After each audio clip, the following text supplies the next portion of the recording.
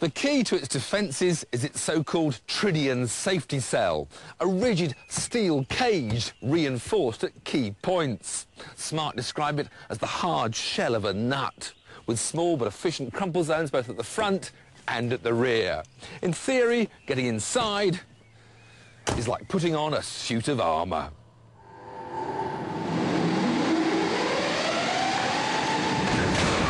Even when it hits something more than twice as heavy, the bit where you sit is remarkably unaffected. There may not be a long crumple zone, but look how the Smart's windscreen remains intact. This is testimony to the rigidity of the passenger cell.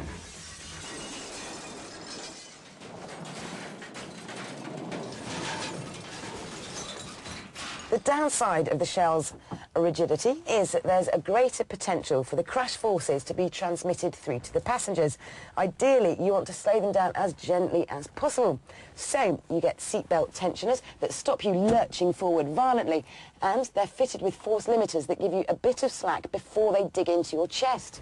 The car's also fitted with a driver airbag, a passenger airbag, and a steering column that will retract out of the way in a crash to give you more room to slow down. That's the theory, but no one knows how the car will behave when it's crashed at 70 miles an hour, which is where we come in.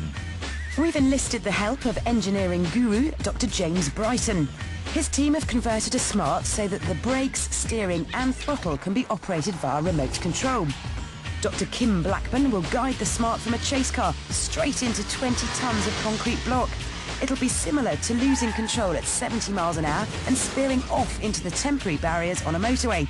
Surely now the Smart has met its match. Kim to James, 10 seconds. 10, 20, 30,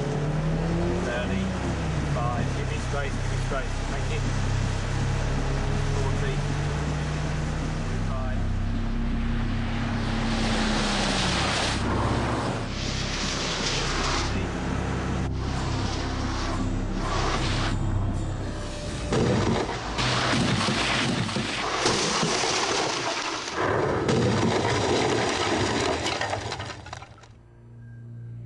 From 70 miles an hour to naught in 1 second.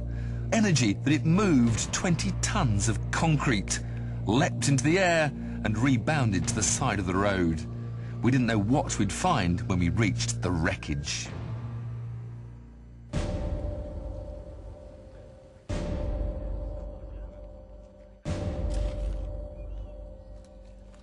The steel cage has certainly done its job really well.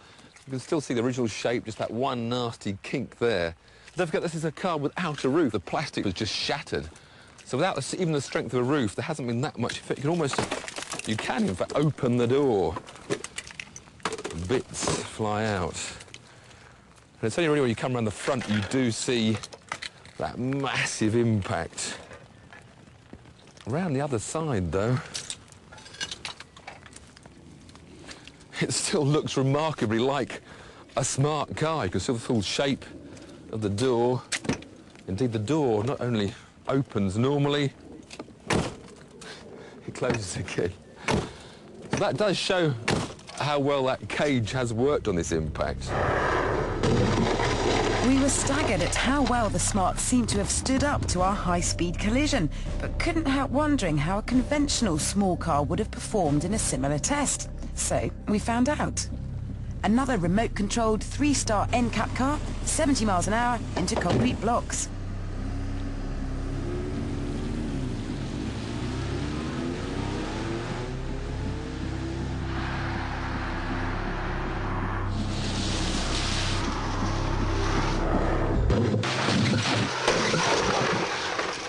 Without a super stiff structure like the Smart's, you can see how this car's bodywork ripples as the shockwave dissipates.